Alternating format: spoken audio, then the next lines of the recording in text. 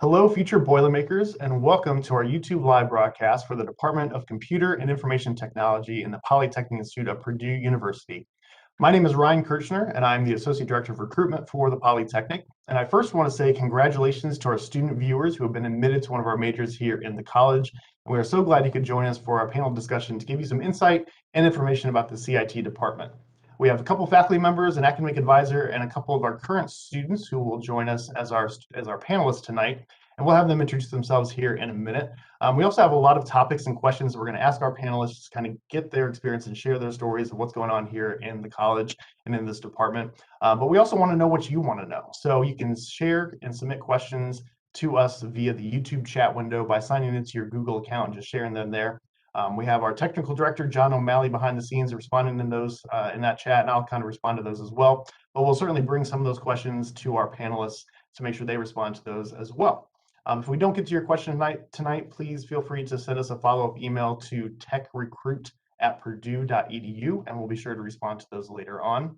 So with that, I'll turn it over to our panelists to introduce themselves. I'll call on them one by one here and have them introduce themselves with their name, their position with the college, or their major or majors, whatever they're studying as for our students.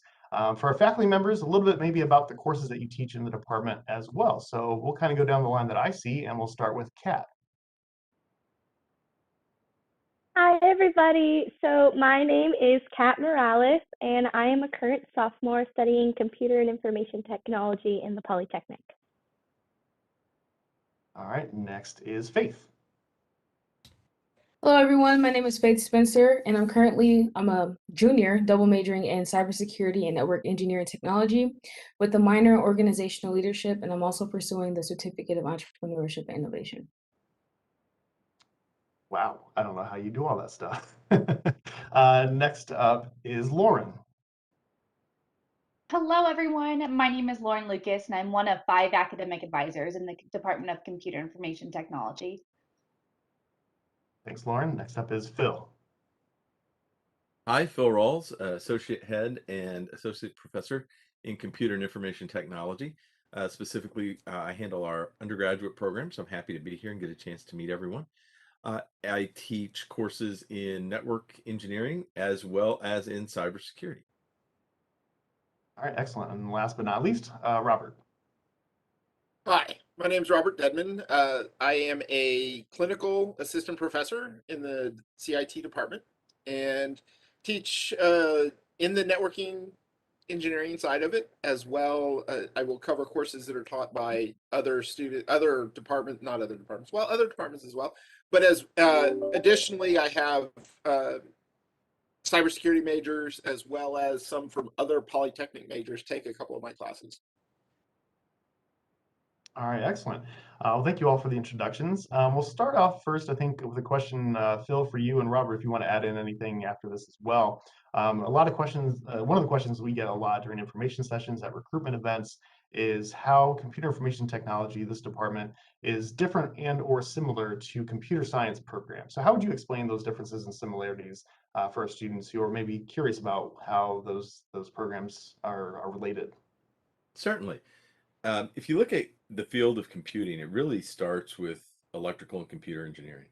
So they're the folks that created the transistors and then integrated circuits and those kind of things. So computing all goes back to that. And electrical and computer engineering is a strong dose of hardware. But they also do software. Now, the software they do, a lot of it is very low-level software, operating systems, device drivers, those sorts of things. You can think of computer science as being the software that's done in electrical and computer engineering and taken a little bit farther. So there's a lot of theory involved there, and they do a lot of work that is about the science of computing in and of itself. So a lot of pure research and things done to advance the level of computing. So for instance, if you talk about networking to someone from computer science, you're going to get information about, well, how do you write an IP stack? You're not going to get how do you configure routers and how do you allow something in New Jersey to talk to something in Palo Alto. Information technology is where we take all the cool toys that they create, both from the hardware side and software side, and we bring them together, and then we go talk to people to see what kind of problems they have that need solved, and we build solutions that meet those needs. So everything from building the infrastructure and how do you maintain it, how do you secure it, do all of those things to enable it to happen, but as well as trying to figure out what the people need. And so that idea that, oh, I'm going to be in computing, so I'm going to just sit in the corner and eat pizza and drink Mountain Dew, could not be more wrong for someone in the IT field, because you're out there and you're talking to people, you're figuring out what their needs are. And here's a little secret for you. They don't understand a thing about computing, right? So you have to be able to get out of them and tease out of them what they need so that you can then design and build a solution that meets that need for whatever that organization is. And that's another really cool thing about this field. You get a chance to work with computers, which is cool. At least if you don't think it's cool, you're probably not in the right place. But the other thing that you get to do is you can work in any area you want, right? You want to be in music, you want to be in theater, you want to be in business, you want to do something in education. We use computers everywhere, right? So you have that opportunity to apply your knowledge to any of those issues. So if you have a couple of different things, I love computers, but I also love this, go work in the IT field in that other industry, and you can scratch both of those itches at once. It's a really unique opportunity. Robert, anything you want to add to what Phil said? You're muted right now. No, I think you nailed it. It happens every broadcast, I swear. I think you nailed it right on the head. The focus on what we do in CIT really is to make it work and to look at the needs of the users and what's happening out there and pull it all together. We're not as theory based. Sometimes you have to learn a little bit of the theory to make things work, but you don't go as deep as you would in some of the other majors. I kind of touched on that. The overall with the Polytechnic, we focus on hands-on education in our courses. So how would you explain the lecture and lab components of our courses? And Rob, we'll stick with you for that question. Okay, so it really depends on the course. The courses that I teach are very hands-on in lab configuration. You can see Kat shaking her head there, and Faith as well. We do a lot of hands-on with it as well. Then we have the lecture. So it's a lecture and lab combo. Usually you'll have 2 50-minute sessions, at least for mine, where you'd have lecture and then you'd have a 2-hour lab once a week with it. Now there's other structures within our CIT department on how some of those courses go. Some of them you'll have 2 lectures for what we call power hour or something like that, where you do 2 75-minute lectures. It depends on the material and where you're trying to accomplish. But a lot of what I dig into in the network engineering side of it is we really want the hands-on and get the students touching the equipment and configuring the equipment. And so we do a lot of that as well. All right, now I'm going to turn it over to our students, kind of get their perspective on those courses, those lab experiences. And Kat, we'll start with you, and then Faith, same question for you. Like, what are kind of the projects you work on in your labs that you've had so far? Yeah. I actually took a course with Professor Deadman. If you saw me shaking my head, I actually took it last semester, and like I say, it was really, really fun. And overall, not just in his class, but in other classes as well, we did a lot of hands-on work. It started from, we made programs of basic prototypes of random solutions to cybersecurity issues, to actually like network administration. So I actually like got to hack, and I actually got to decide what type of enterprise that I want to be working on, and actually put the infrastructure of that enterprise into real world, like right in front of me. So yeah, those are some things that we actually worked on, and I overall think it was like really fun and a great experience so far. And I'm looking forward to continuing it through my next 2 years. So I can basically say the same thing that Kat said, just highlighting some more things.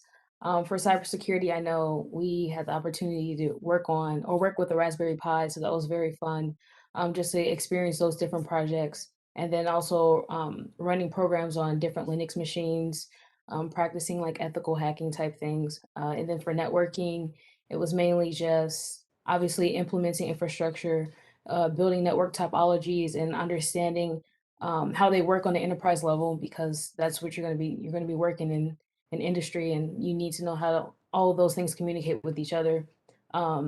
So those are some of the top things. Also, you're going to probably take some coding classes, so Java, C, C++. I know they offer a Python course here as well, and you can receive a certificate for that. And during some of those courses, we have we were able to free range come up with a project.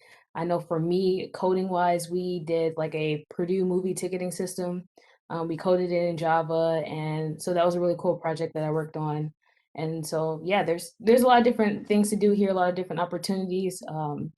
If you enjoy breaking things and then having to fix them later, I would say this major is probably for you, as I do all the time.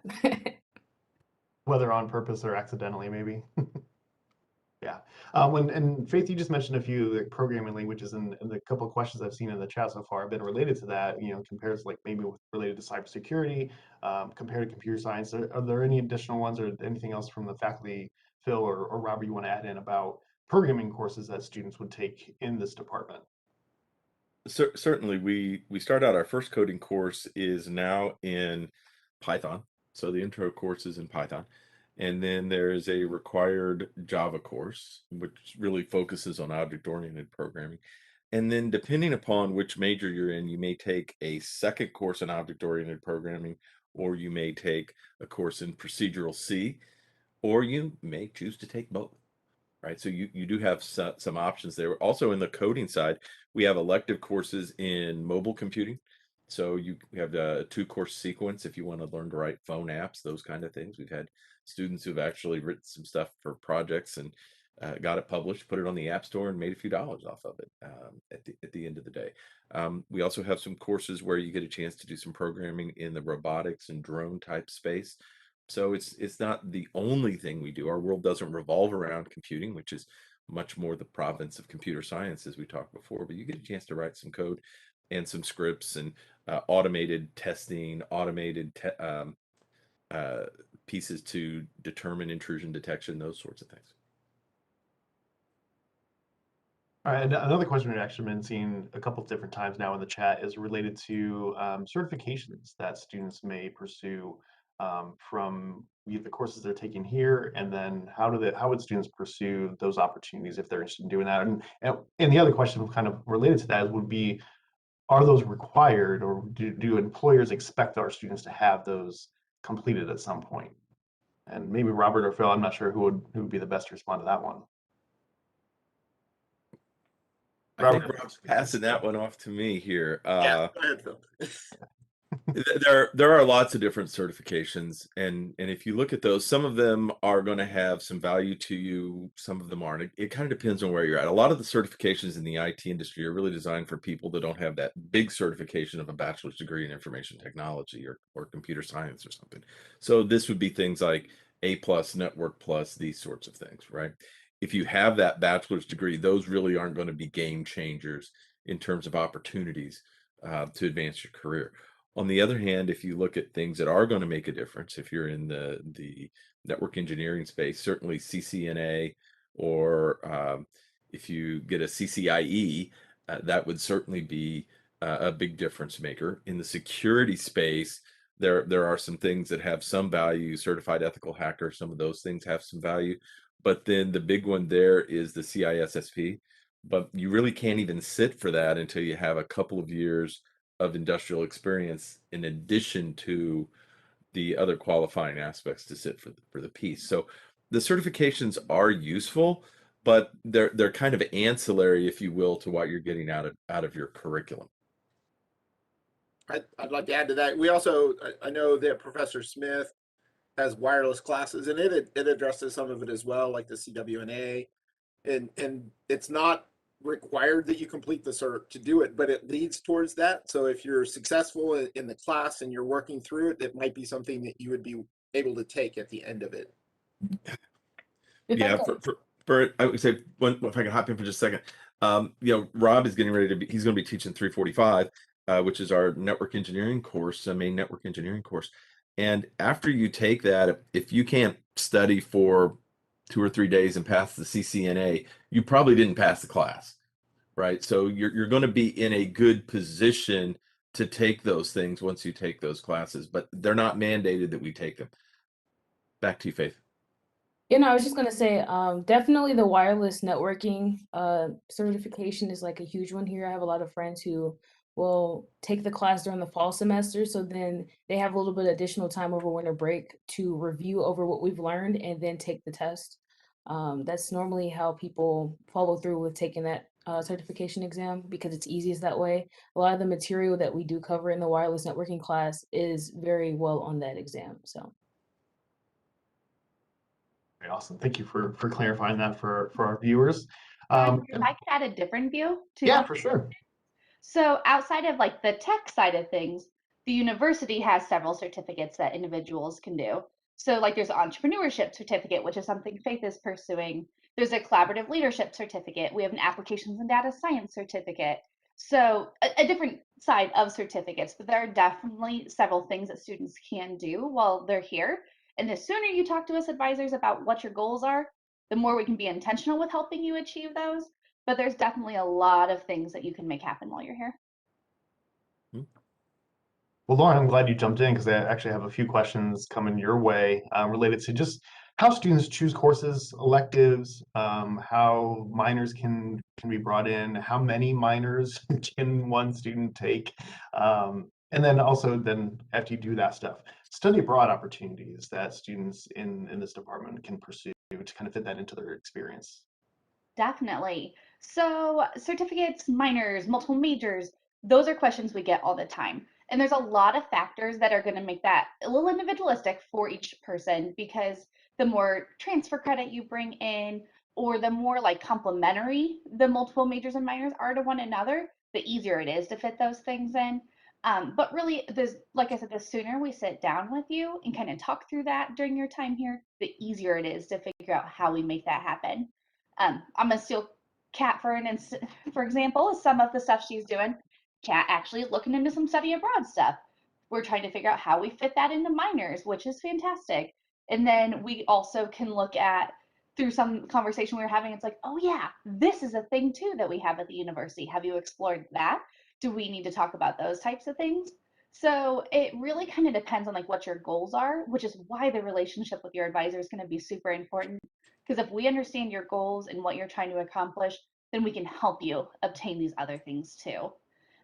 But there are some majors within our area that complement each other very nicely, like for example, cybersecurity and the computer infrastructure, network engineering technology, or network engineering.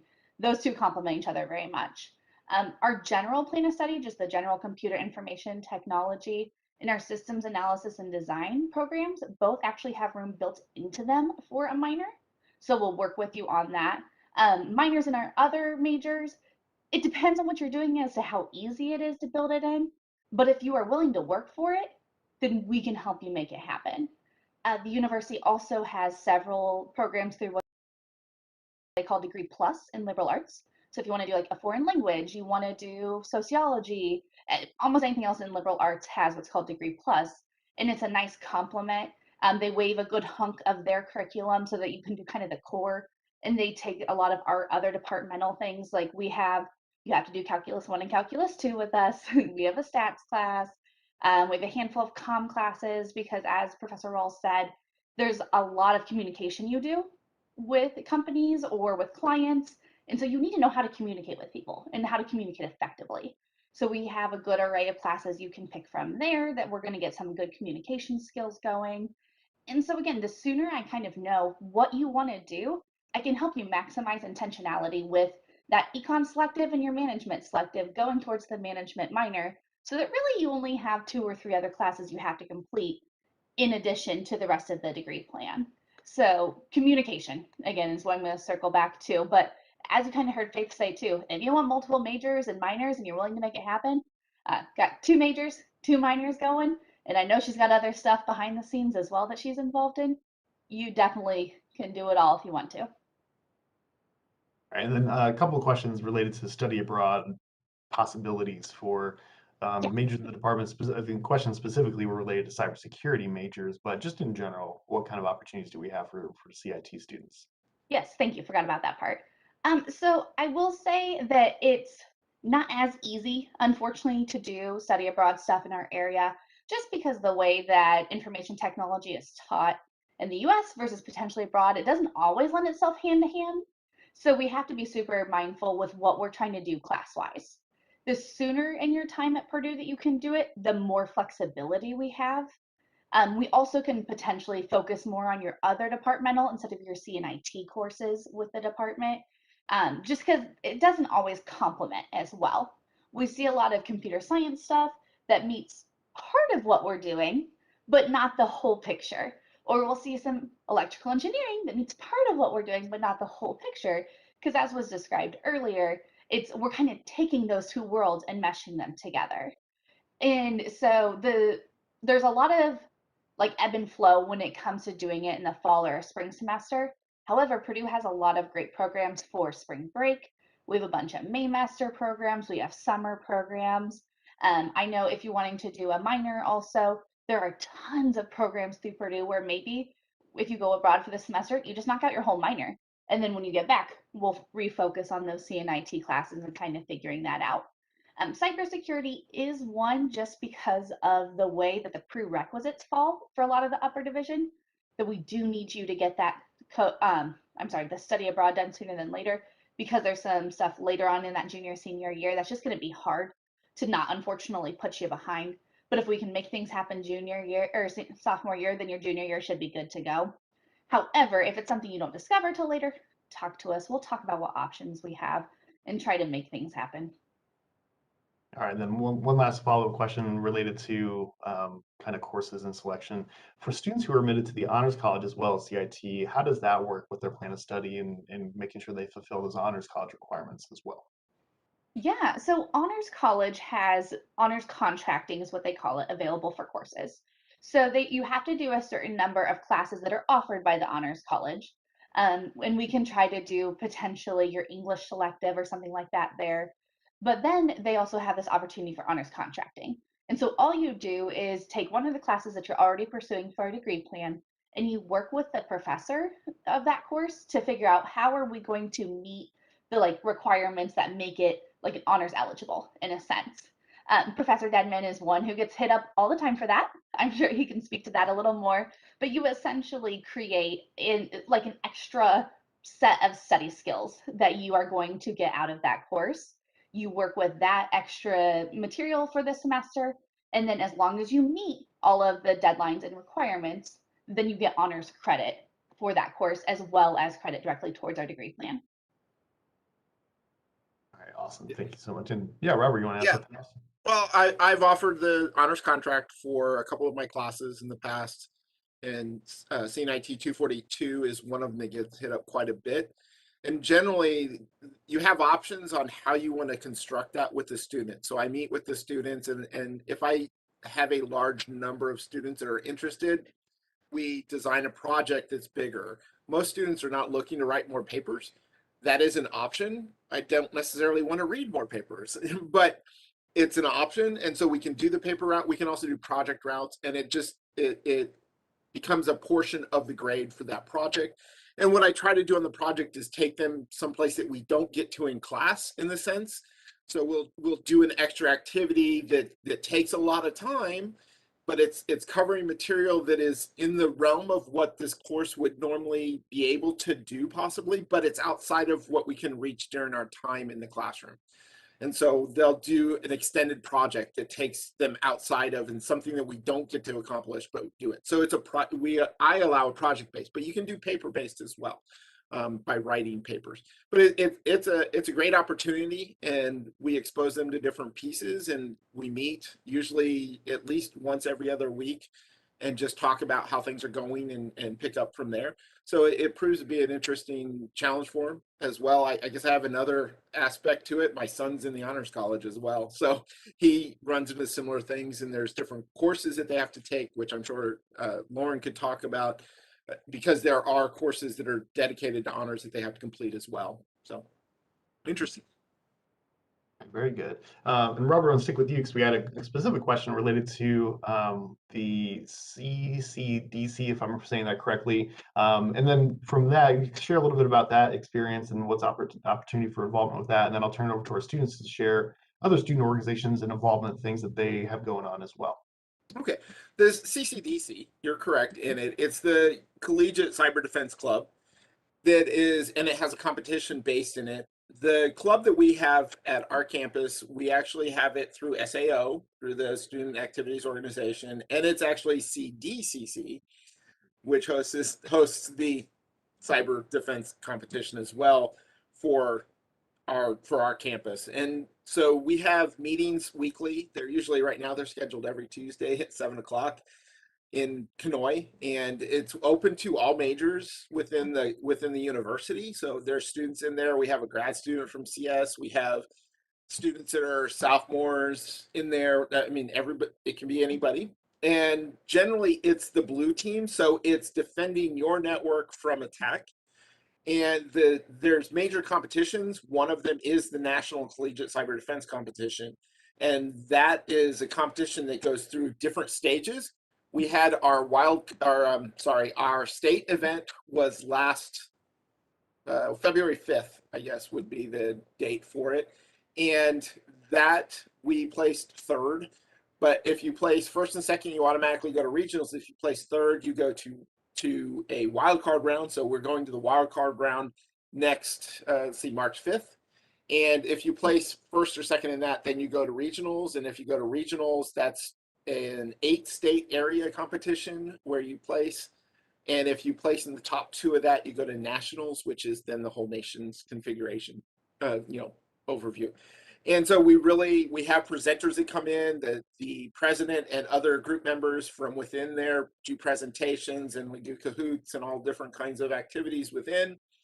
Then we also, have guest speakers. We have one speaker that comes in quite often that is a Red Hat employee. So he brings in information about Red Hat and talks to us about Linux and configuring Linux and different ways to troubleshoot and look at it, because some of the machines that you use within the competition itself are Linux based.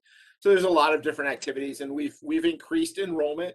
We only place a certain number of people on the team to do the competitions, but there's more than just the one competition. There's others that are placed. We've competed in an online competition overseas in Europe and various places. So we have different competitions that pop up through the year that we work with. Sirius, one of the local, what do you call them? They're one of the cyber defense corporations. Professor Rawles may have a better description of them, but it's a group that actually focuses on cyber defense at the university level, and they're one of the discovery groups that works in it. And I think Kat has something to say about it as well, but that's where we go. So go ahead, Kat. Yeah, so in high school, I took a similar club, which was called Cyber Patriot, and it's essentially like what Professor Deadman was just describing. And I know one of my good friends is actually in the club here at Purdue, and she also did the Cyber Patriot team in high school, and that definitely was a similar experience, and she's already having a great time, and she's telling me all about it. And another one of my friends too, and he's having a great time about it, and he's they're constantly trying to bring in people as well. So yeah, just to put that out there for anybody who has seen or heard of Cyber Patriot in high school and was wondering if that applies to this club. Yes, it does. Excellent, thanks. And one question from the chat, I'm going to ask Kat and Faith, and just kind of raise your hand if you did. Were either of you involved in the Women in Technology learning community? Okay, Faith, you want to share a little bit about that experience? And then for both of you, and Faith, we'll start with you and then go to Kat, just share a little bit about the student organizations that you're involved in. And then we'll get into internships and graduate outcomes for our students as well. Okay, so for the learning communities, I joined Women in Technology. So my freshman year, I basically stayed in a specific dorm that was involved with WIT, and everyone on my floor was basically in the Women in Technology learning community. So I had that, and basically, we were all together. So it was another way of obviously making friends, right off the bat, not necessarily in your major, but within Purdue Polytechnic and within technology. And then another thing about the learning community itself was that there was also a 1-semester class that went along with it that we would meet on every Friday. And basically the teacher or professor for that class would bring in past alumni, women specifically, to talk about how they got to where they are today, and basically what things were like for them when they were coming up and learning about technology and things like that. So the women in technology learning community played like a huge role in just being able to grow and understand in technology. And then also the club or organization as well is another component to it too. And that's just something that's open to everyone. You don't have to be in the Polytechnic to be in that organization. Anyone is free to join. And they also have a lot of different conferences that you can attend as well. So that's a huge aspect to that. So yes, I am a Women in Technology. So that's one of the organizations I'm a part of. I'm here right now because I'm a Polytechnic student ambassador. So this keeps me busy as well, from doing things like this and then having other in-person events with admitted students or potential students. I actually just stepped down as president of Minority Technology Association, MTA. I did that for about 4 semesters. So that kept me very, very, very busy. And then I'm also a member of Boiler Tracks, which is through the Office of Admissions, and it basically does the same. We basically do the same thing as I'm doing currently, but it's just with underrepresented minority students. And so just through all those organizations, they keep me really busy. But something that I do for myself to have fun, I am a part of this group called Haraka Writers, which is through the Black Cultural Center. It's a performing ensemble group, and basically it's a time that we come together and we write poetry, like spoken word, just to tap into my creative side a little bit, I guess you can say.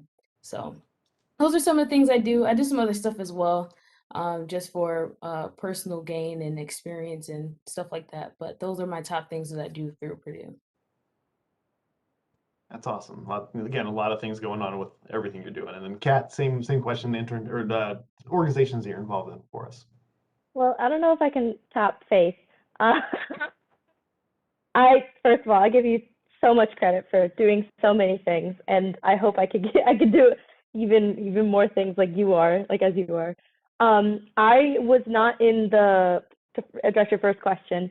I was not in the Women in Technology learning community, but I was in that course that Faith was mentioning that happened every Friday, and I really enjoyed it. And the professor who actually I met prior to actually taking this course took me around Purdue during the pandemic, and this was a little bit while it was like a ghost town, mind you. And she showed me everywhere, and she showed me like the learning community and also all the different academic buildings. And she was also telling me about the course and other opportunities that the Polytechnic specifically has that I can pursue, and also that enhances the community. And that's when this is another thing. Whenever I think of Purdue, I think of a big community because they care about me. Like they know that I am a student, I am a valuable asset to the community, and they feel like they can help me and do whatever I want and do, and pursue and learn about new things that I want to actually like learn about. And like some of the organizations that support like my background, because I'm a Latina, is like ALPFA, which is the Association of Latino Professionals in America. I think I don't know the acronym. And then I'm also in SHIP, which is Society of Hispanic Professionals and in engineering. So there are a lot of communities in the Polytechnic and also outside of the Polytechnic that are very versatile, and it also allows me to network with this great community of people that are maybe not in my major, but in Polytechnic, and maybe not even in Polytechnic, in another engineering school. And it allows me to really connect with everybody and just have a fun time. And I love it a lot, and I keep like going into more of like those professional based organizations, and it's helping me a lot. And fortunately, that helped me land an internship this summer. And I have also been pursuing a little bit more like casual extracurriculars like tennis. And I've been also trying to do something more with like dancing and do more fun non-tech things, but not that not tech is not fun, but non-technology based organization. So yeah, I hope that answers your question. I can add additional points if you need me to. No, that's really good. So I always recommend to students that I talk with to find an organization that's related to your major that kind of assists you in that professional development area, and then find something that's more fun that kind of lets you blow off some steam, or have that good student academic life balance kind of thing. So, and then Kat, you touched on internships, and we're going to come back to you and Faith to kind of hear a little bit about this. But Lauren, I want to start with you. And anybody else, maybe Phil or Robert, you want to jump in? Internship requirements, professional work experience requirement within the department. What does that look like for our students, and how do we help them find those opportunities? Definitely. So our department does have an internship requirement called our IT professional experience requirement. So there's a handful of ways you can do that. Most students do end up finding an internship over summer. That's just the pretty common approach for a lot of college students. Some only have one, some end up with three, some do something during the summer, some do something during the school year. I have seen the gamut, especially with all the changes with COVID and virtual options the last couple years. I've had many students who do something full time over summer and then are doing some type of 10, 12-hour part time during the school year and getting a lot of great experience too. So there's definitely ways out there that one could tap into that. We also have individuals who go for more of the work experience side, not necessarily the internship side, and they might end up working for information technology at Purdue, or ITAP is the acronym. We like our acronyms here. But they might find a spot in a lab where they are working on firewalls or VPN access, or taking all the fun stuff you're learning in classes and applying it to help support a research lab maybe. I've also had several students go back to their hometown over summer and work for their school district, which is something that I didn't even think about at first until some students brought it up. They were working for school districts, and there's so many school districts that have laptops anymore that they lend out to students, and there's a lot of maintenance that goes into that.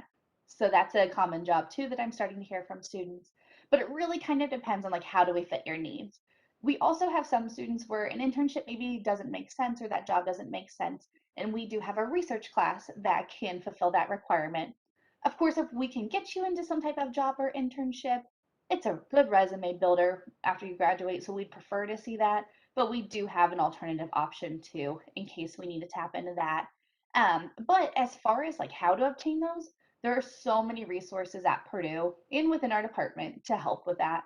The Center for Career Opportunity, or CCO, you'll see tons of information from them as you get started at Purdue, with everything from what's called My CCO, which is their own little LinkedIn, and you can post your resume on there. They have lots of resume help, lots of interview practice skills. They have career fairs that they host through there, information sessions with companies, lots of just prep stuff that they do to help make sure everyone is on the right track. Or even if you're I know I want IT, but I really don't know what makes sense for me within that field, lots and lots of career assistance there. So the Center for Career Opportunity is kind of the more central hub for the university of those things. Within our department, every late August, early September, we help to host a computing career fair. So there's a lot of companies on campus that are looking specifically for our department and just regularly reaching out. We are constantly forwarding stuff. I'm sure Faith and Kat could tell you. We are constantly forwarding the opportunities, whether it's a full-time job, just a workshop, some type of training, or that internship opportunity. We're forwarding stuff out. The Polytechnic Institute also does a career fair typically early February, and that has a lot of different companies that might have been at the September career fair, or it could be new companies. Within that too, we'll also help encourage you to try to get out to other entities at Purdue having career fairs. So engineering, we still have a lot of stuff going on over at the engineering career fairs. Computer science has a career fair. We have a lot of things that we do similar to those guys that our students are getting similar internships. Kerchner, I've had students see a lot of success in Kerchner, the management school, with getting internships and just connections there. And really, when it comes to building that initial resume, or even trying to figure out where to start, if you just come talk to us, we can help get you on the right track. That is a lot of resources. Very good to hear. So Kat, you mentioned that you have an internship coming up this summer. So could you share a little bit about that? And then Faith, we'll get back to you to hear about what you've done and something coming up for you maybe this summer as well.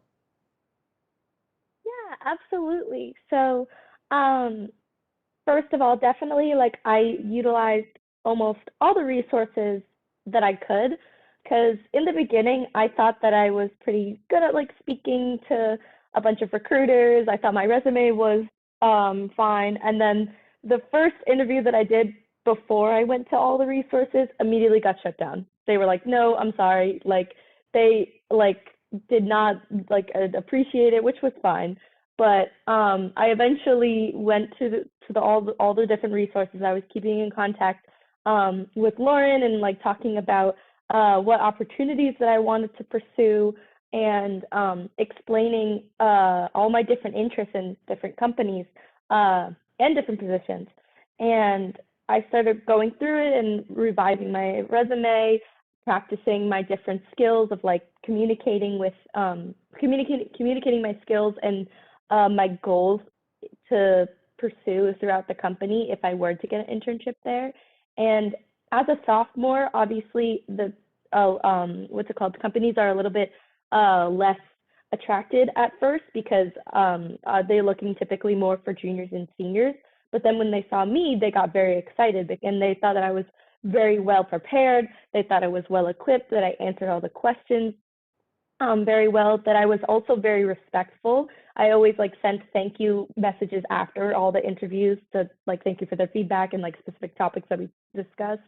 And they thought I was like a very unique candidate. And I told them like, oh, Purdue like helped me prepare for this, and I like wouldn't have gotten this far, and I wouldn't have gotten that internship without Purdue's help. And the great thing about it is that I also got to like Lauren said, I kind of also went to different career fairs as well in different schools to really get my name out there, and also just to see what other opportunities that I could be interested in. And also, I was just looking at the companies overall. Sometimes I was looking at a specific position. Sometimes I was like, oh my gosh, this is Accenture. Let me go check out Accenture, see what they have. And I think that also through that training, that through all the resources that Purdue gave me, it gave me the confidence to just go up and talk to somebody. And I am typically a very outgoing person. I think you can kind of tell a little bit that, yeah. Professor Stebbins like laughing. I was very outgoing in his class. Anyway, so I can be very outgoing and very personable, and I learned to adapt that and correct it in the way that I think that will not only benefit me, but also benefit the person that I'm talking to. And yeah, I think I'm very excited for this summer, and hopefully I'm ready to go right in. Even though it is remote, I'm a little nervous because I'm going to be the only intern on the particular team that I'm on. So that'll be definitely a great experience, and yeah, I'm so excited.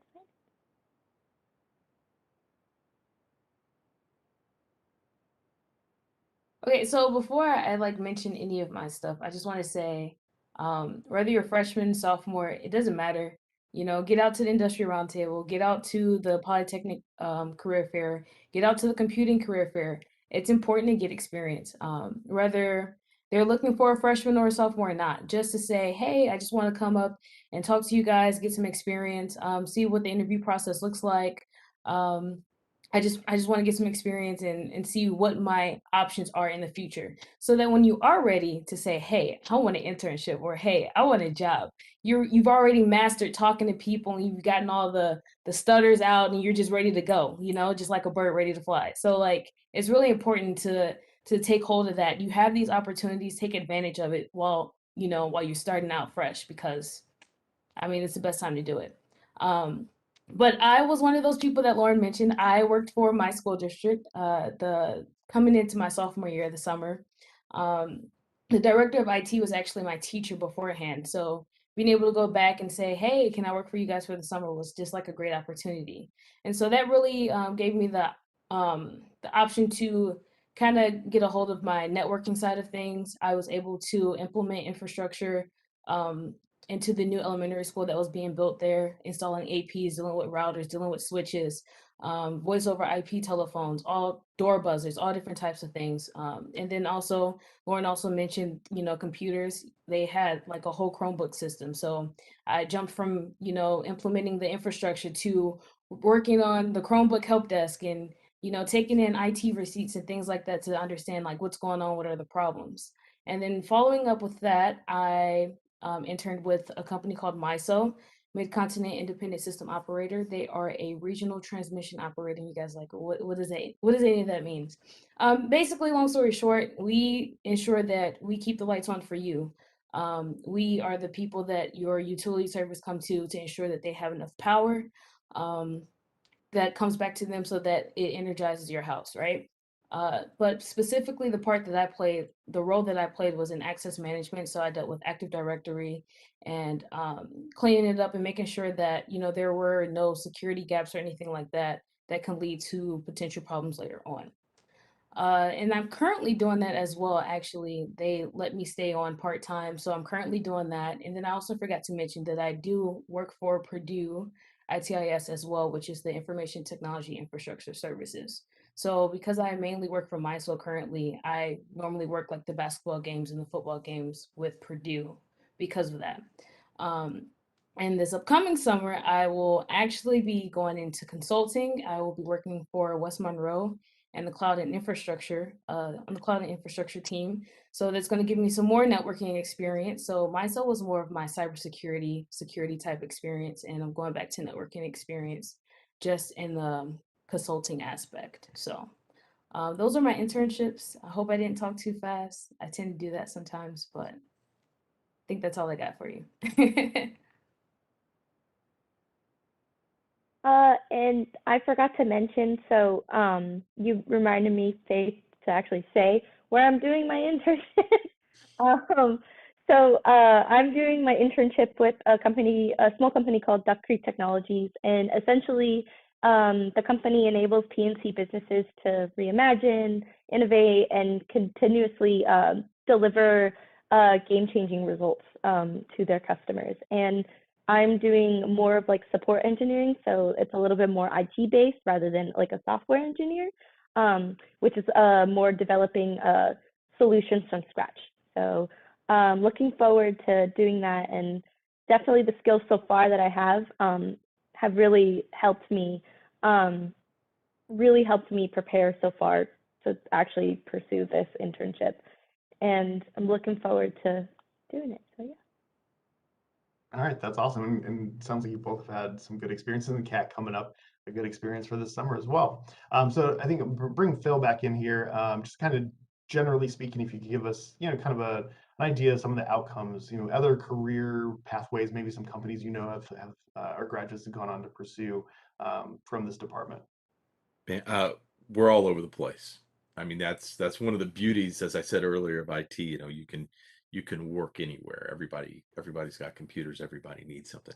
A lot of if you kind of did some major categories of companies who hire our graduates, the IT companies hire our graduates a lot. Your Cisco's, Microsofts, those sort of companies do hire a lot of our folks.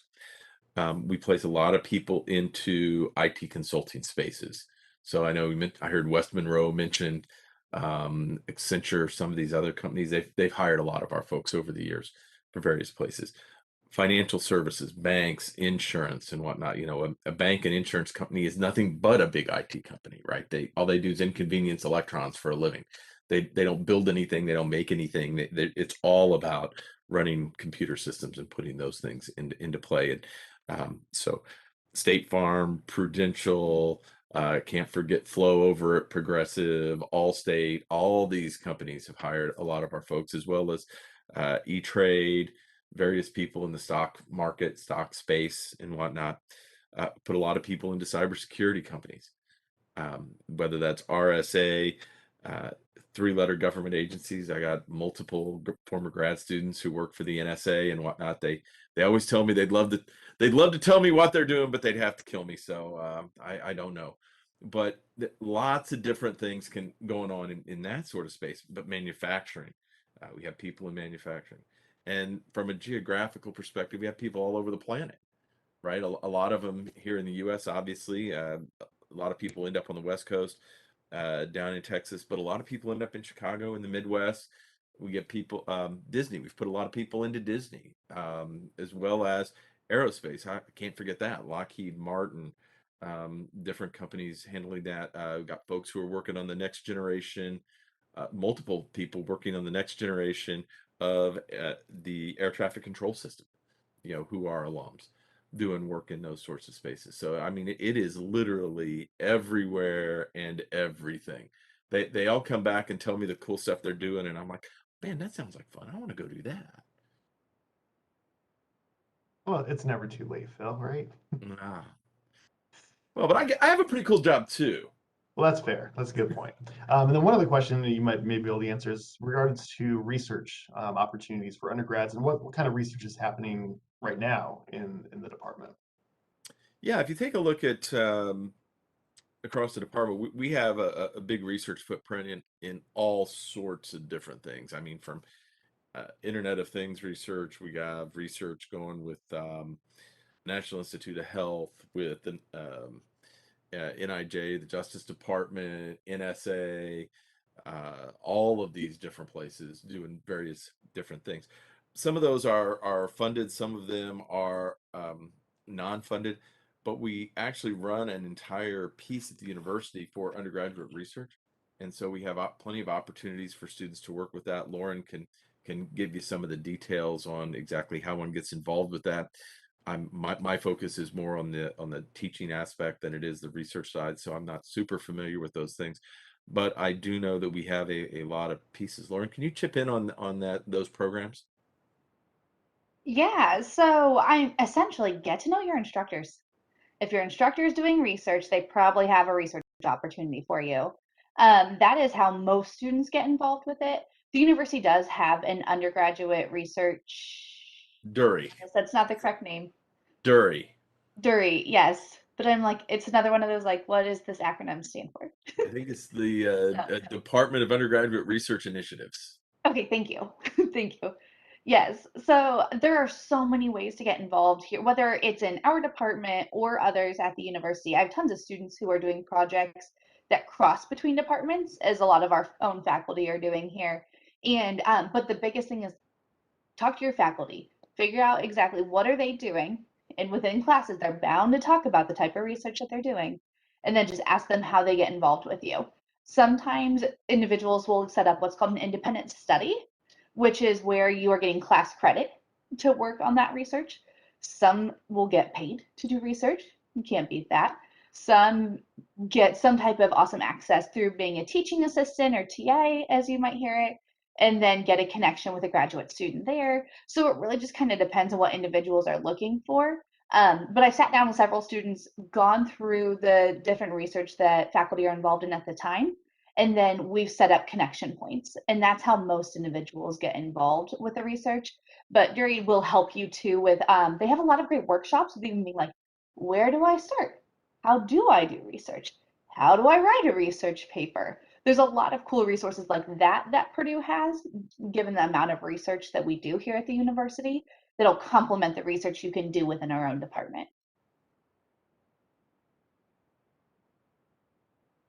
All right, thanks for clarifying that. Yeah, definitely had some questions about what was going on in the research space. So good to know there's opportunities for students to pursue that if they're looking to. Yeah, definitely talk to your faculty, just not just about research, but anything you have going on as well overall.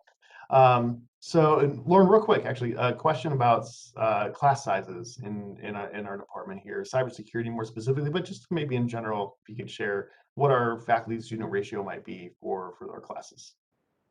Yes, so exact faculty to student ratio, I don't know that off the top of my head, but what happens with our department is a lot of your intro classes, like those 100 levels, they do start a bit bigger with your labs. You might be looking at like 150 to 180 individuals, and then it breaks down, I'm sorry, with the lecture portion. My apologies, with the lecture portion, it's larger. And then the labs are between 20 and 30 individuals. Varies a little bit depending on the lab type. Sometimes you can only fit so many people in a lab space, or we only have so much equipment in a certain lab space. But during those 100 levels is typically when you'll see the higher lecture space with the lower lab. And then as you start to go through more and more into like the specializations, essentially, that's where things do break down a bit farther.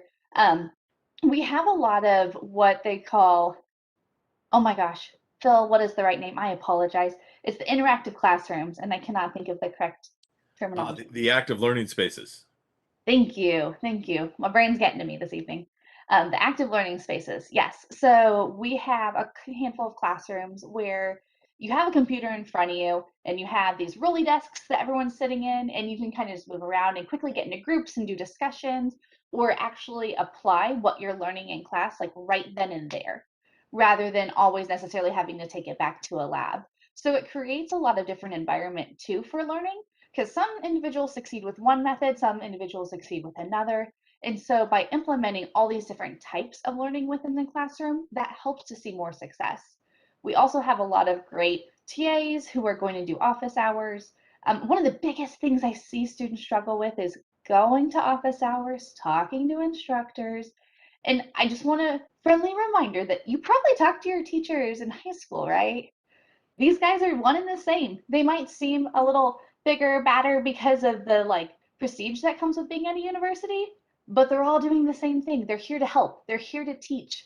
They set office hours because they want to have that time to talk to you. They want you to come see them. If not, they're twiddling their thumbs in their office. So I'm sure both of these gentlemen are like, no, we have things we can do. But I mean, the moment you guys come around to come talk to your instructors, come talk to your TAs, they will stop what they're doing to make sure you understand what's happening. That's one thing I love about this department is everyone is here to help make sure you are helping bring technology forward. You are helping bring us into that next step here, whether that's at Purdue that you are creating that next step with some research that you're participating in, or you're going out into that consulting space and you're taking everything you've learned and creating the next best thing that is going to then, of course, make its way back into the labs here, because that's just how technology works. It's constantly changing and evolving. And so we're always excited to kind of be tweaking the way we're approaching things, because then we're doing what we need to in regards to creating that next best thing. So I kind of went off on a different tangent, but I think I, for the most part, answered your question there, Ryne. Yeah, I think so. And Robert, correct me if I'm wrong, it looks like you're in your office currently. So yeah, definitely burning the midnight oil with us tonight. I've actually had a couple of students walk by and they're like tap on the window. They're like waving because I have a note on it that says I'm in a meeting. That's fantastic. Excellent. So I think we'll end on this last question to our two students. And Faith, will start with you, and then Kat will finish up with you. Could you explain why you chose this department and Purdue overall as well? Ooh, fun question, fun question. I've always wanted to attend Purdue. My uncle went to Purdue. I had two uncles actually that attend Purdue. My brother got his master's from Purdue. So I have a lot of different people that I know that attended Purdue in a sense. So that's my main reason. And then also because I knew engineering was a huge thing here. And originally that's what I thought I was interested in until I got here and did some summer programs and realized that that's not what I wanted to do. So that's kind of actually how I ended up in the CIT department, was through the different Polytechnic summer camps that were hosted, and being able to attend those and kind of get a feel for what some of the classes were like, and just also being here on campus and getting a feel for campus and campus life and the community, like Kat brought up earlier. Those were just some really huge components. Another huge aspect that really drove me to Purdue as well. When I was in high school, I attended Purdue Band Day. So that was like my first real time on campus. And so just being able to be here and seeing the marching band and just everyone on game day, those were those things that like really drove me to Purdue. It's like, oh my gosh, this is fun. This is exciting. Like I want to do this. I want to be a part of this. How do I sign up? So those are some of the reasons why I chose Purdue and why I chose the CIT department. Yeah, so my story with Purdue was a little bit different. For context, I'm from New Jersey, so a lot of people ask me, why did you go to Indiana out of all states you could have gone to? And I was like, I get so excited when they ask me this question. So I was deciding between, I think, about 3 other schools, and ideally Purdue stuck out to me, not only just because of the great program and the flexibility that I had, or I was offered rather, in not only like my major, my minors, studying abroad, career, but also in like just my personal life and like my day-to-day study programs and everything. It was just very welcoming. Like it was that they, like I said, they were very excited at the fact that I, Kat Morales, was joining Purdue. And they applied that same excitement to every single student as soon as you enter. And it makes you feel so unique and so appreciated walking in, and knowing that allows me to be strong and allowed me to go through Purdue so far with grace and happiness, and obviously make connections with these great professors, great students and TAs. And when I was talking with my parents and making like the final decision, like, okay, I wanted also like a big school, but I also wanted a school that had a lot of pep, and it was also filled with a bunch of smart people. Basic criteria in deciding where I wanted to go. And like Faith touched upon like the games and everything, the energy, it's like electric and it's so fun. And you literally are standing next to a person you don't even know, because this school is pretty big, and you high-five them as if like you've known them for 5 years. Like it's like that instant connection that Purdue provides, because not only just the energy, but the community that provides is so like heartwarming. Oh, it makes me so excited. And honestly, I also love, obviously, like I said, the programs, but I also love the campus, and it gets me really excited because I remember when, this sounds really, really cheesy, when I was deciding this. So one of the first days after I like was deciding between Purdue and like my other schools, I like listened to like the Purdue fight song, and I like try to imagine myself like walking across the graduation stage and see which one would look better, and made me feel like warm, and like made me feel like I made an impact not only on the school, but I made an impact in my life. And I'm going to continue with this degree in computer and information technology and make it into something that I want, and pursue a career and a life that I want and that I need. And I get so excited. And obviously black and gold is a pretty good color combination, so that was pretty attractive too with Purdue. So yeah, that's why I chose Purdue, and I hope all of you decide to choose Purdue as well. Those are some fun stories, good energy that you felt here. That's fantastic. So thank you both for sharing that. So everybody at home watching our panel here, that about wraps up our discussion. Thank you for joining us and sharing your questions. Hope you got some good insight about the CIT department here in the Polytechnic. Thank you to our panelists for sharing their experiences, their stories, and all the information about our department as well. Thanks to John behind the scenes, our technical director, mentioning in the chat all the responses there and the graphics that you saw as we watched the broadcast. John mentioned in the chat as well, if you have any additional questions, please send us an email, techrecruit@purdue.edu. We'll follow up with you a little bit later on. And if you want to come to campus and feel that energy and see the community in person, we have several opportunities to do that. We have 8 more Purdue's for Me events, which are specifically designed for admitted students to get a lot of information about the university, about your department, about the college, just overall great experience to kind of see Purdue as your potential home. We also have a lot of virtual engagement opportunities coming up, and a virtual admitted student session coming up actually this Thursday evening at 7 p.m. Eastern time. There's a CIT Zoom chat with Polytechnic student ambassadors. That's coming up in a few weeks as well. Next Tuesday evening, we mentioned our Women in Technology Learning Community and Student Organization. There's a broadcast specifically for different programs and initiatives about our Women in Technology here in the Polytechnic. So that's next Tuesday evening, same time as this broadcast. And you can find all this information on our admitted student website. I think John has a graphic of that on that broadcast right now to see where all that information is located. So find all those opportunities, connect with us in any way you need to, techrecruit@purdue.edu. Give us a call, request a phone call or virtual meeting. We're here and happy to help you with anything that you need as you make your college decision. So you also can watch this broadcast again by going to the same link you saw for tonight, or polytechnic.purdue.edu/live.